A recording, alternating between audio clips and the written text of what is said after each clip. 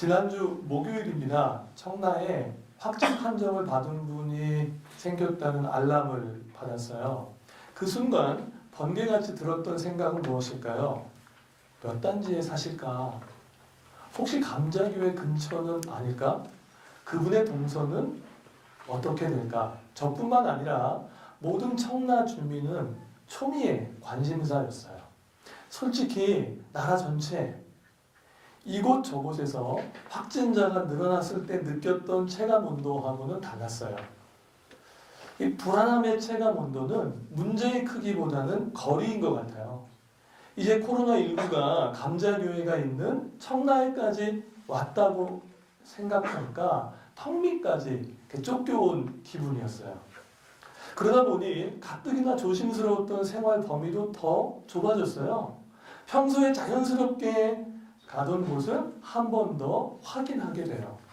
이러한 상황이 대한민국 국민 모두가 겪고 있는 일상이에요. 이것도 저것도 안전하지 않을 때 만나야 할 분이 계십니다. 우리 모두가 마음을 향해 찾아야 할 분이 계세요. 그분은 하나님이세요. 시편 91편은 크게 두 가지의 대상으로 되어 있어요. 첫 번째 대상은 이미 하나님과 함께 살아가고 있는 나예요. 두 번째 대상은 앞으로 하나님과 살아가야 할 너입니다. 먼저 이미 하나님과 함께 살아가고 있는 나를 살펴볼게요. 이 사람에게 하나님은 그늘입니다. 하나님이 그늘이세요.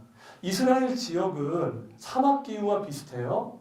아침부터 내려쬐는 그 강렬한 태양빛은 살인적이에요. 저도 이스라엘에 여행을 한 적이 있습니다. 너무 더워요. 오랜 시간 노출되면 죽을 것 같아요. 그런데 습도는 없어요. 그러니까 유대인들이 일상에서 우선순위는 그늘을 찾는 거예요. 습도가 높는 우리나라는 어때요? 그늘에 들어가도 그다지 시원하지 않을 때가 많아요. 후텁지근함을 느낄 때가 많아요. 그런데 이스라엘은 그렇지 않아요. 아무리 더워도요, 그늘 아래로 들어가기만 하면 거짓말같이 시원해지는 거예요. 비포와 애프터가 분명해요. 그러니까 양을 치는 목자들도요, 가장 먼저 찾는 건 푸른 풀밭이 아니라 그늘이에요. 내가 그늘을 찾을 수만 있다면, 그 그늘만 있다면 양을 치는 게 괜찮아요. 그런데 그 그늘이 없으면 양을 치는 것 자체가 어려워요. 그늘이 있다면 좀 더위에 지치고 힘들 때 그 그늘 아래로 들어가면 꿀맛 같은 쉼과 휴식을, 회복을 경험할 수 있어요. 그러니까 유대인들에게 그늘은 일상의 생존을 가능하게 하는 절대적인 장소였습니다. 이미 하나님과 함께 살고 있는 이 시인이 사막과도 같은 길을 걷는, 고단한 인생길을 걷는 사람들에게 이 그늘의 절대적 필요에 대해 소개해주고 있어요. 이 그늘은 오아시스와 같은 환경이 아니에요. 인격적인 대상입니다. 하나님이세요. 하나님이 우리의 인생의 그늘이라고 말하고 있는 거예요. 이 시인은 지금 이 말을 던지면서 그냥 교과서적인 발언을 하는 게 아니에요. 내가 어릴 때부터 들어왔던 것을 설명해 주는 게 아니에요. 자신이 인생을 살아가면서 마주한 수많은 어려움 속에서 체험하게 된 그 하나님을 고백하고 있는 거예요. 그렇다면 하나님은 도대체 어떤 분이시기에 인생의 그늘이 되실 수 있을까요? 그분은 지극히 높으시고 전능하신 하나님이세요. 전능은 모든 것을 하실 수 있는 분, 그 어떤 것도 마주하여 상대할 수 없는 힘을 가지신 분이라는 뜻이에요. 맞아요. 하나님은 스스로 계신 분이세요. 이 세상 그 어떤 것과도 비교할 수 없을 만큼 높으십니다. 하나님 그분은 이 세상 그 어떤 힘과 능력으로도 마주하여 상대할 수 없는 힘과 능력을 가지신 전능자세요. 그 전능자 하나님께서 오늘 우리와 함께 하신다고 선언하고 있는 거예요. 이 전능이라는 말은 우주적 힘과 권위를 갖고 있는 거예요. 그와 동시에 전능이라는 말은 젖먹이 아기를 품에 안은 엄마라는 뜻도 동시에 갖고 있어요. 이건 이 세상에서 가장 친밀한 사랑의 관계를 나타내는 거예요. 젖먹이 아기에게 엄마는요, 전능자예요. 엄마 없는 젖먹이 아기는 상상할 수가 없는 거예요. 엄마는 그 아이에게 보호자예요. 유일한 공급자일 수 있어요. 인도자예요. 만약에 하나님이 그 전능하심이 우주적 권위와 힘만 있었다면 어떤 분들은 불편하셨을 거예요. 거리가 멀게 느껴졌을 거예요. 무서웠을지도 몰라요. 그런데 그 우주적 권위와 힘을 가지신 그분이 엄마와 같은 따뜻함으로, 사랑으로 우리를 품어 주신다는 거예요. 이게 하나님이 갖고 있는 이 전능하심에 대한 이해예요. 제가 초등학교 시절에 학교에 가려고 해요. 아침에 나가려고 할 때 하늘을 보니까 먹구름이 잔뜩 꼈어요. 막 비가 내리려고 하는 것 같아요. 그때 엄마가 저에게 말해요. 아들, 우산 챙겨가라. 오늘 비 온단다. 그 아들은 우산을 가져갈까요? 안 가져갈까요? 네, 우리 아들들은 안 가져갑니다. 우리 아들들은 그 말이 안 들려요. 손에 쥐어주지 않으면 가져가지 않아요. 그렇게 우산을 가져가는 게 귀찮아요. 어떻게 되겠지 하는 마음으로 학교를 가요. 근데 그날도 그랬어요. 근데 수업이 끝났는데 폭우가 쏟아지는 거예요. 집에는 빨리 가고 싶은데 갈 수는 없는 상황이 된 거죠. 그때 저 먼 발치에서요, 우리 엄마가요, 우산을 들고 마중 나와 서 계신 거예요. 그때요, 그 마중 나와 나를 누군가가 기다리고 있다는 게 얼마나 따뜻한 사랑이었는지를 느낄 수가 있었어요. 엄마가요, 준비해온 우산을 가지고 함께 집으로 갈 수 있었는데요. 막 비가 오잖아요. 그 옛날에 그 골목길이요, 따스한 추억으로 남아있어요. 유대인들에게 그늘은 남다른 공감이 되죠. 저는 이 전능자의 그늘이라는 말을 들을 때는 그때 그 초등학교 때 저를 마중 나와 주었던 엄마의 우산이 생각이 나요. 전능하신 하나님 아버지는 비를 그치게 하실 수도 있어요. 그분은 우리에게 우산을 공급해 주실 수도 있는 분이세요. 그분은 그 비를 맞지 않고 걸어갈 수 있도록 도와주시는 분이기도 해요. 그렇지만 그와 동시에 전능하신 하나님은 우리를 찾아오셔서 우산을 함께 쓰고 그 길을 함께 걸어가시는 분이세요. 다윗은요, 이 시편 91편에 나와 있는 전능자의 그늘이 무엇인지를 알았어요. 다윗만큼 인생의 굴곡이 많은 사람이 어디 있어요? 다윗만큼 힘겨운 인생의 고비고비를 넘어가고 있는 사람이 없거든요. 그런데 이 다윗이요, 전능자의 그늘 아래 살고 있는 사람의 고백을 이렇게 합니다. 내 마음이 고요하고 평안합니다. 마치 젖을 땐 아이가 엄마의 품에 안겨 있음 같이 내 영혼이 고요하고 평안합니다. 이미 하나님과 함께 살고 있는 나가 살아가야 할 너에게 초대하고 도전하고 있는 하나님은 어떤 분이시냐면 전능자의 그늘이 되셔서 오늘 우리와 함께 하신다는 거예요. 그 하나님이 오늘 이 예배 가운데서도 우리의 그늘이 되어주세요. 그래서 그분이 함께 하시면 괜찮습니다.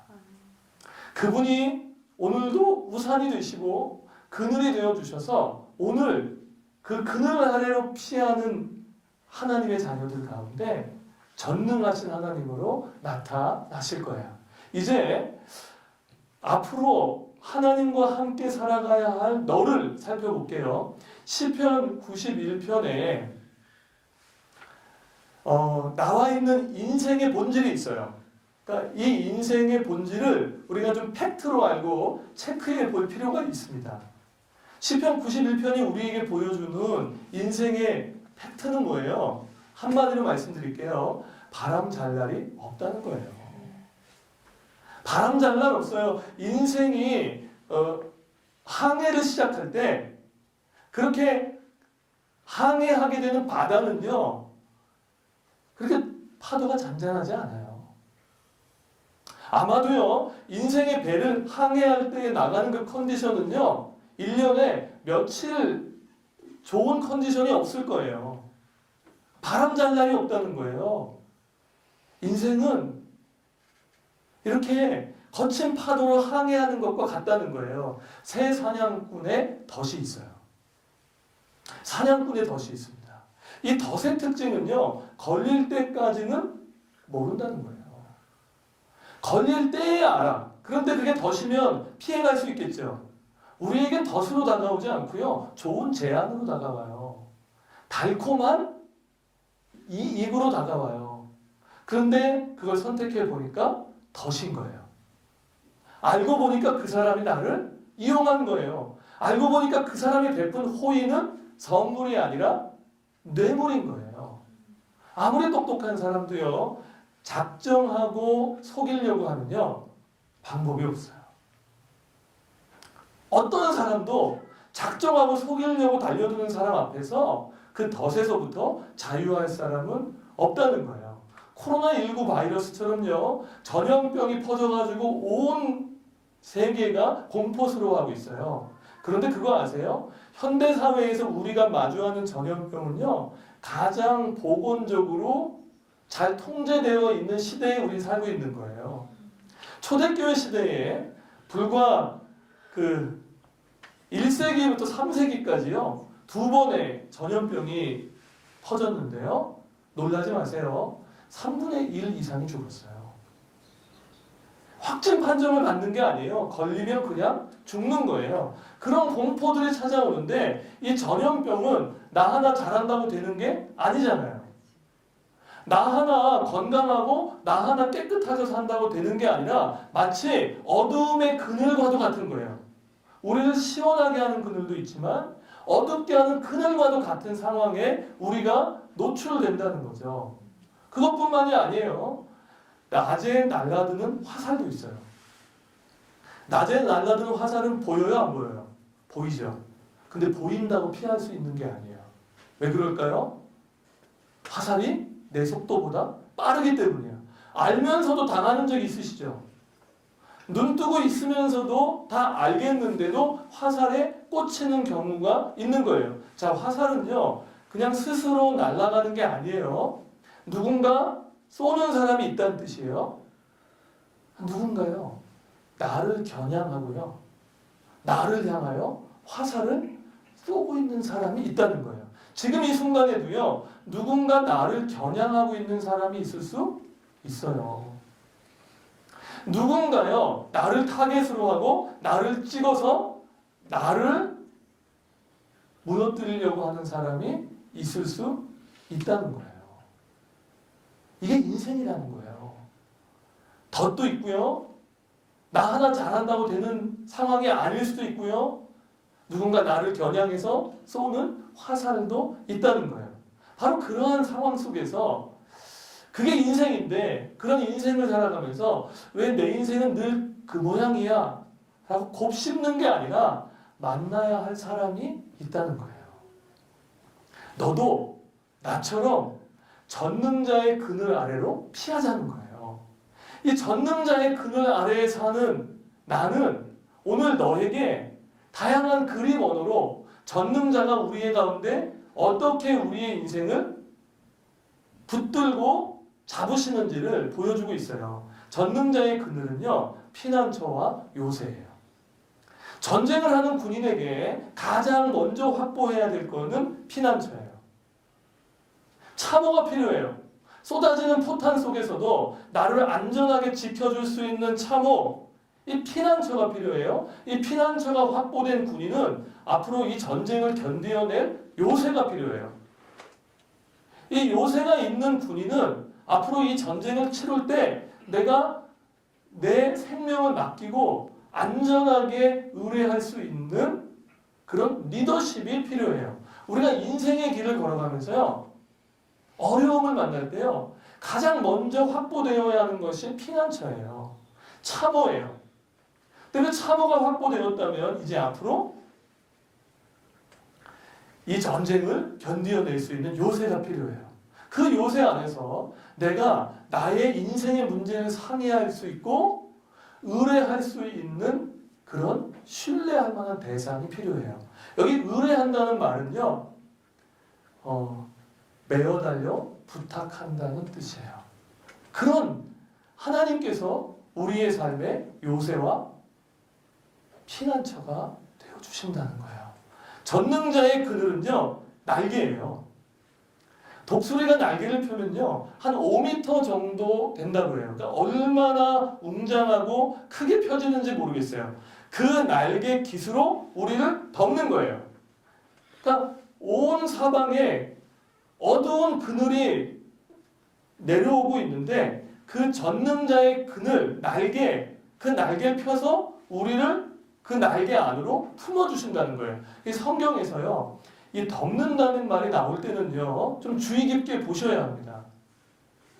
성경에서 덮는다는 말이 나올 때는 하나님의 구원과 관계가 깊어요.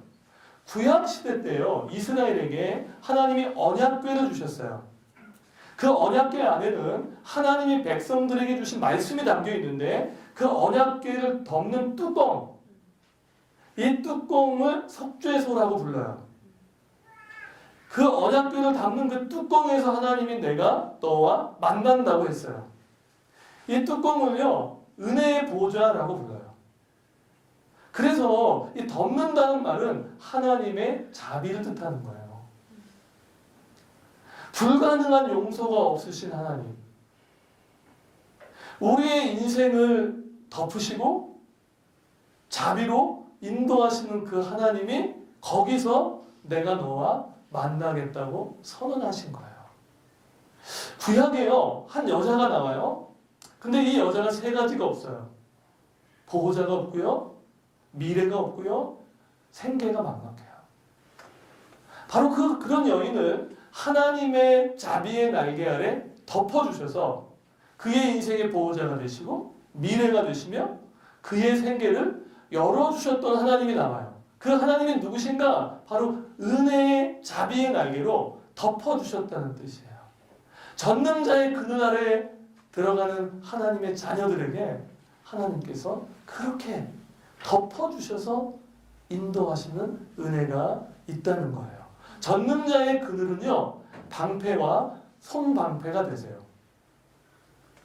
전쟁에서요, 그 방패는 누가 들까요? 리더십이 되는 장군이 드는 게 아니고요, 그냥 계급이 낮은 부하가 드는 거예요. 그래서 그 리더십을 지키려고 방패를 들거든요. 그런데 하나님은 그렇게 하시지 않아요. 하나님은 우리를 위하여 방패를 드시고 낮에 날아드는 화살 속에서 우리를 보호하세요. 그 화살 속에서 우리를 지키고 계세요. 그런데 그 하나님이 진실하시대요. 이 진실하다는 건 뭐예요? 상황에 따라 태도를 바꾸지 않으신다는 뜻이에요. 상황에 따라 그 방패를 들기도 하셨다가 내리기도 하셨다 하는 분이 아니시라는 거예요. 이게 전능자의 그늘 아래에 살고 있는, 이미 하나님과 함께 살고 있는 내가 하나님과 함께 살아야 할 너에게 지금 이 이야기를 하고 있는 거예요. 자, 내가 너에게 내가 만나고 있는 그 하나님을 이야기할 때 이 말은요, 수학 공식이거나 문자적이고 기계적인 말이 아니에요. 만약에 그렇게 이 약속을 이해하신다면 어떻게 되냐면 우리의 삶이 진행되다가 만나게 되는 고난 앞에서 하나님이 안 계신다고 이야기할 거예요. 이걸 수학 공식처럼 이해하게 되면 내가 살다가 아픈 순간이 찾아올 때는 전능자의 그늘이 없다라고 말할 거예요. 아니에요. 이건 수학 공식 언어가 아니고 관계 언어예요. 관계 언어입니다. 그러니까 전능자의 그늘 아래서 함께 살아오며 체험했던 나가 하나님을 전폭적으로 신뢰하면서 하게 되는 고백인 거예요. 이런 거예요. 저에게 세상에서 가장 아름다운 여자는 아내예요. 네. 아내로 밝혀졌습니다. 아이유? 안 돼요. 권나라? 안 됩니다. 제 아내가 세상에서 가장 예뻐요. 만약에 예쁜 것도 죄가 된다면 제 아내는 사형감이에요.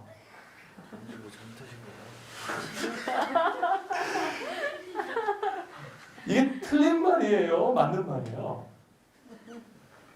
객관적으로 볼 때는 틀렸어요. 제 아내는 외모 순위에서 많이 밀려 있을지도 몰라요. 그런데 저에게는 이 말은 맞아요. 20대 때 만났고 30대를 함께 살아왔고 40대를 함께 살아가고 앞으로 하나님 나라 갈 때까지 함께 살아가야 할 제 아내하고 저는 인생의 수많은 덫과 화살과 공포를 함께 겪어왔어요. 앞으로도 함께 겪어나갈 거예요. 그런 아내는 저에게는 이 세상에서 가장 아름다운 여자인 거예요. 하나님이 앞으로 하나님과 함께 살아야 할 너와 이미 지금 살고 있는 나에게 이렇게 말씀하십니다. 하나님이 말씀하시되 그가 나를 사랑한즉 내가 그를 건지리라. 그가 내 이름을 안즉 내가 그를 높이리라. 그가 내게 간구하리니 내가 그에게 응답하겠고 그들이 환난 당할 때에 내가 그와 함께하여 그들을 건지고 영화롭게 하리라. 사랑하겠고 건지겠고 내가 그를 응답하겠고 환난 당할 때에 함께 하시겠다고 약속하시는 하나님. 그 하나님께서 오늘 우리의 예배에 우리의 인생에 전능자의 그늘이 되셔요. 전능자의 그늘 아래 사는 사람도 덫에 걸릴 수 있어요. 아플 수 있어요. 전능자의 그늘 아래 사는 자도 방패가 필요할 때가 있어요. 날아드는 화살에 꽂힐 때가 있어요. 그러나 우리는 완전히 넘어지지 않아요. 그러나 우리는 완전히 실패하지 않아요. 우리는 넘어질 수 있어요. 그러나 아주 엎드러지지 않는 이유는 전능자의 그늘 아래에 살아가고 있기 때문이에요. 그분은 사랑 갈대를 꺾지 않으세요. 꺼져가는 등불을 끄지 않으세요. 그분은 우리를 위하여 아들마저도 아끼지 않고 내어주신 분이세요. 그분이 이 덫에서부터 코로나19로부터 낮에 날아오는 화살로부터 우리를 보호하실 뿐만 아니라 그 가운데 노출되어 있는 하나님의 백성들에게 가장 선한 길로 인도하시는 우리의 하나님이세요. 그래서 우리에게 다가오는 고난은 신세를 비관하게 만드는 게 아니라 오히려 전능하신 하나님 앞에서 우리의 한계를 알게 해요. 그래서 우리는 전능자의 그늘을 찾기 시작합니다. 그늘은 움직이지 않아요. 우리가 찾아야 돼요.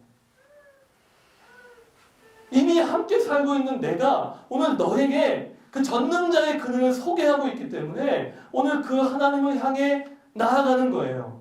우리의 삶에 있는 아픔은 우리를 상처의 자리에 그냥 두는 게 아니라 그 상처를 변하게 하셔서 우리의 인생을 새롭게 세우실 하나님의 높으신 것을 바라보게 해요. 그 전까지는 땅만 보고 살았어요. 좁았다고요. 그런데 그 하나님이 우리로 하여금 하늘을 보게 하시는 거죠.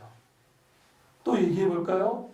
우리의 코끝에서 호흡을 멈추는 그 순간에도 우리는 소망을 말할 수 있는 사람들이에요. 왜 그래요? 우리가 가야 할 곳은 하나님 나라, 그분과 영원히 사는 곳이기 때문이에요. 그래서 우리는 소망이 없는 중에도 소망을 말할 수 있어요. 우리는 덫에 걸렸을 때도 완전히 넘어지지 않을 수 있어요. 낮에 날아드는 화살에 꽂혀도 그 화살에 우리의 인생을 빼앗기지 않을 수 있어요. 이게 전능자의 그늘 아래 사는 사람들에게 주시는 하나님의 은혜예요. 저는 우리 감자교회의 모든 성도들이 이 하나님을 온전히 체험하게 되시기를 주님의 이름으로 축원합니다. 2007년도에 새벽 기도회를 마치고 났는데요. 아침에 뜻하지 않은 시간에 어머니한테 전화가 왔어요. 또 어머니가 자궁경부암 판정을 받으신 거예요. 평소에 건강하셨기 때문에 좀 충격이었어요. 그래서 경부암 수술을 받기 위해 병원에 입원하셨고 그 수술을 마친 후에 회복실을 지나서 6인실 병실로 올라오셨어요. 아직 마취에서 풀리지는 않으셨어요. 그때 우리 모두는 수술을 받은 어머니가 마취에서 깨기를 기다리고 있었어요. 또 어머니가 딱 깼어요. 그리고 뭐라고 말을 하기 시작해요. 근데 수술을 바로 마쳤으니까 아프죠. 아직 마취는 덜 풀렸으니까 목소리 작죠. 그리고 발음도 불분명했어요. 그 제가 귀를 가까이 대고 다시 한번 물었어요. 뭐라고요? 이렇게 얘기하셨어요. 시편 91편을 좀 읽어줘. 근데 시편 91편을 읽어달라는 그 말이 저에게는 불분명한 발음이 아니었고 작은 소리가 아니었고 확성기같이 큰 소리로 다가왔어요. 그래서 그때 성경을 펴고요. 시편 91편을 읽기 시작했어요. 지존자의 은밀한 곳에 사는 자요. 전능자의 그늘 아래 사는 자요. 그는 말하기를 하나님은 나의 요새, 하나님은 나의 방패. 그렇게 제가 읽어 내려가기 시작하는데요. 그 병실 안에 있는 모든 아프신 분들과 보호자들이요. 숨죽이고 그 말씀을 듣고 있다는 걸 감지할 수 있었어요. 하던 말씀을 멈추시더라고요. 그리고 제 입을 통해서 선포되는 하나님의 말씀을 듣기 시작하는데요. 저는 그때 전능자의 그늘이 무엇인가를 확실하게 볼 수 있었어요. 다들 불안해요. 수술은 잘 됐는지, 회복은 괜찮을지, 그리고 암 조직은 완전히 떨어졌는지 다들 불안해하고 신경하고 있을 때 지존자의 은밀한 곳이 하나님의 말씀으로 선포될 때 그 불안과 어두움이 하나님의 전능자의 그늘 아래로 들어가는 것을 느낄 수 있었어요. 평안할 수 있었어요. 소망을 말할 수 있었어요. 시편 91편 그날 그 6인실 병실에서 선포되었던 그 말씀을 제일 먼저 들었던 사람은 어머니가 아니에요. 저예요, 저. 그때부터 시편 91편의 그 말씀은 신방 가서 누군가를 위로하기 위한 위로용 멘트가 아니에요. 누군가에게 하나님 말씀을 전해야 되겠는데 그 말씀에 대한 컨텐츠가 아니에요. 시편 91편은 곧 하나님과 함께 살고 있는 나고 하나님과 함께 살아가야 할 너에게 주시는 전능하신 하나님의 말씀이었어요. 이 말씀 한 절이 해석된 말씀 말고 이 말씀 한 절이 우리의 가슴에 자리 잡기 시작할 때 그 말씀이 우리의 삶에 쉼과 은혜를 주는 전능자의 그늘이 되지 않을까요? 2019년 7월이었어요. 한국에 귀국하고 나서 미국에 계신 집사님 한 분에게 카톡을 받았어요. 어느 날부터인가 가슴 쪽에 먹물이 잡히신다는 거예요. 얼마나 놀라셨겠어요. 그분도 건강하셨거든요. 제가 그분에게 이렇게 카톡을 좀 드렸는데요. 제가 좀 읽어드릴게요. 갑작스러운 소식에 우리 부부도 깜짝 놀랐는데 두 분은 얼마나 놀랍고 걱정이 되실까 싶습니다. 그러나 한편으로는 증상을 감지하게 하신 것에 감사합니다. 아직 사명이 많이 남아 계신 집사님이니 별일 없으실 겁니다. 우리 부부가 함께 마음 모아 기도하겠습니다. 두 분께서 시편 91편을 소리내어 읽으시고 함께 말씀을 붙잡고 기도하시길 권면드립니다. 지존자의 그늘 아래로 피하셔서 하루의 괴로움과 고단함을 잘 소화해 가시기를 축복합니다. 시편 91편을 말하고 있는 나와 시편 91편을 듣고 있는 너가 같은 장소에 있지는 않았지만 시간과 공간을 초월하신 하나님께서 우리와 함께 하시는 걸 느낄 수 있었어요. 저는 한국에서 기도하지만 하나님은 미국에 역사하실 수 있는 분이라는 것을 알게 돼요. 그분은 미국에서 기도를 부탁하지만 시간과 공간을 초월하신 하나님께서 시편 91편으로 그분의 인생 가운데 만지고 계시다는 것을 제가 확신할 수 있었어요. 그분이 여러 검사 결과 끝에 가슴에 잡힌 먹물이 그냥 낭종이라는 사실을 알게 됐어요. 그리고 앞으로 그 낭종을 잘 관찰해 가야 한다는 것도 말씀해 주시면서 그분이 저에게 이런 카톡을 보냈습니다. 시편 91편을 읽는 순간 마음이 안정되고 담대해졌습니다. 낭종이라는 결과 외에 하나님께서 제게 주신 은혜가 너무 큽니다. 제 힘과 의지로 할 수 없었던 것은 완전히 버리게 하셨고 어떤 것은 거두어 가셨고 또 어떤 것은 시작하게 하시는 은혜와 감사가 있었습니다. 어떤 것은요 완전히 버리게 하셨어요. 어떤 것은요 전능자의 그늘 아래서 좀 버리셔야 돼요. 버리셔야 돼요. 그 옷 벗으셔야 됩니다. 어떤 것은요 거두어 가셨어요. 그런데 어떤 것은 새롭게 시작하게 하는 감사와 은혜가 있었어요. 오늘 2020년 3월을 살아가는 하나님의 백성들이 가야 할 곳이 어딜까요? 안전한 곳을 서치해보고 그곳을 가야 할까요? 아니면 우리의 그늘이신 전능자이신 하나님 앞으로 가셔야 할까요? 어떤 것은 버리는 시간이 되시기를 축복합니다. 어떤 것은 거두어 가셨음을 인정하는 시간이 되기를 축복해요. 그러나 어떤 것은 새롭게 시작하는 은혜가 있기를 원합니다. 그러나 어떤 것은 앞으로 살아가야 할 내가 아니라 이미 살고 있고 살아가는 하나님의 백성들이 되시기를 축복해요. 감사가 자라나는 감자교회 성도 여러분, 오늘 우리는 어떤 자리에 있습니까? 혹시 이미 살아왔던 자리에 있는 나이십니까? 그러면 지존자의 은밀한 곳으로 더 깊게 들어가시길 바랍니다. 이미 살아오셨다면 그 하나님을 더 체험하며 살아가는 인생이 되시기를 원합니다. 혹시 어떤 분은 앞으로 살아가야 할 너이십니까? 괜찮습니다.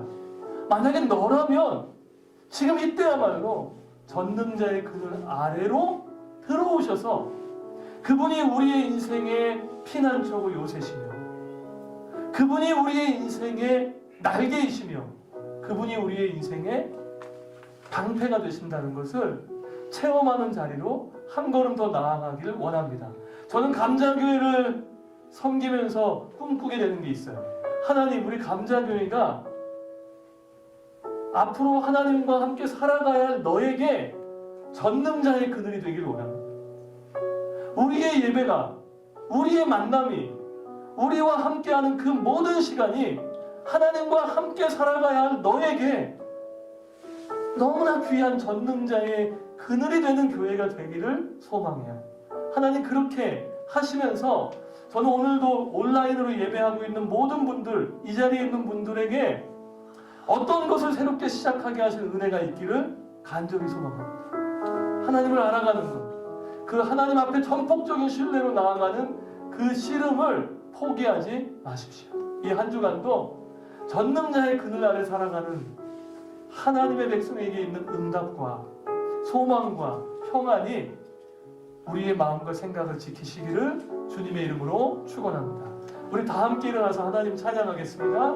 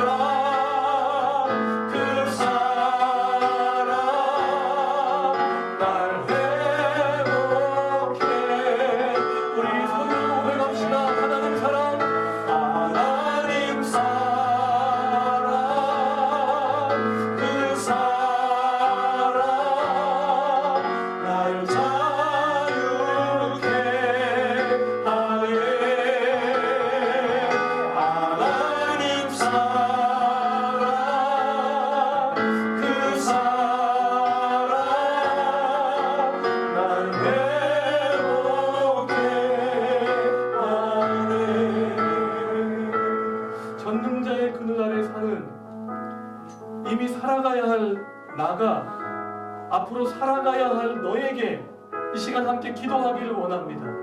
하나님, 우리 감자교회 안에 우리의 인생 가운데 전능자가 그늘이 되시는 은혜가 있게 해달라고. 우리가 그분 앞으로 피해 달려가 우리에게 있는 고난이 신세를 비관하게 하는 게 아니라 오히려 우리의 한계를 깨닫고 전능하신 하나님의 그늘을 향하여 달려가는 인생이 되게 해달라고 우리 이 시간 함께 기도합시다.